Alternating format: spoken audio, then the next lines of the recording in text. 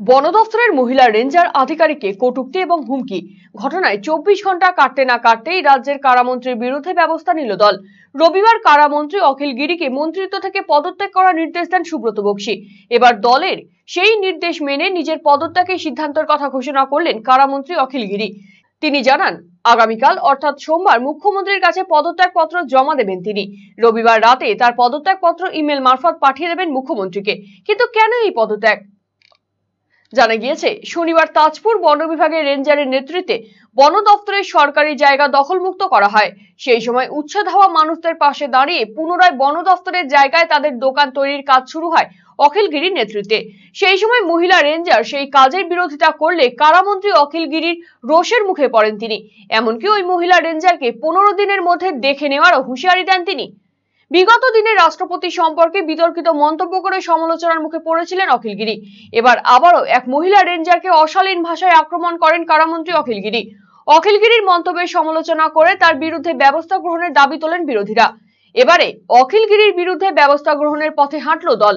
রবিবারে কারামন্ত্রীর পদ থেকে অখিল গিরিকে পদত্যাগ করতে বলেন সুব্রত বক্সী। সুব্রত বক্সীর নির্দেশের পর সাংবাদিক বৈঠক করে পদত্যাগের কথা জানান অখিল গিরি। তিনি স্পষ্টতই বলেন, 2021 সালে মন্ত্রিত্বে এসেছিলাম, ফলে মন্ত্রিত্ব নিয়ে লালায়িত নই। দলের সৈনিক হিসেবে আগামীতে কর্মীদের নিয়ে কাজ চালিয়ে যাব। রবিবার ইমেলে নিজের পদত্যাগপত্র মুখ্যমন্ত্রীকে পাঠিয়ে দেওয়ার পাশাপাশি সোমবার বিধানসভায় তা মুখ্যমন্ত্রীর হাতে তুলে দেবেন তিনি। রাজ্য সভাপতি সুব্রত বক্সী এইমাত্র ফোন করে তিনি জানালেন যে মন্ত্রিসভা থেকে পদত্যাগ করার। আমি পদত্যাগ পত্র লিখে ফেলেছি। কালকে যেহেতু বিধানসভায় মুখ্যমন্ত্রী আসবেন, আজকে রাত্রে আমি ওনার মেলে পাঠিয়ে দেবো। কালকে হাতে পদত্যাগ।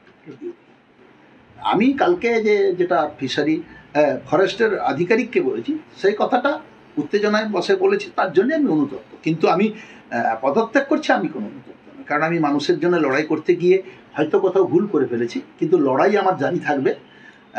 আমি যেহেতু দল আমাকে নির্দেশ দিয়েছে, মুখ্যমন্ত্রী নির্দেশ দিয়েছে, তার জন্যে আমি মন্ত্রিসভা থেকে কালকে পদত্যাগ করছি। আমি এই মন্ত্রিত্ব ছাড়ার ব্যাপারে আমি কোনো অনুতপ্ত না।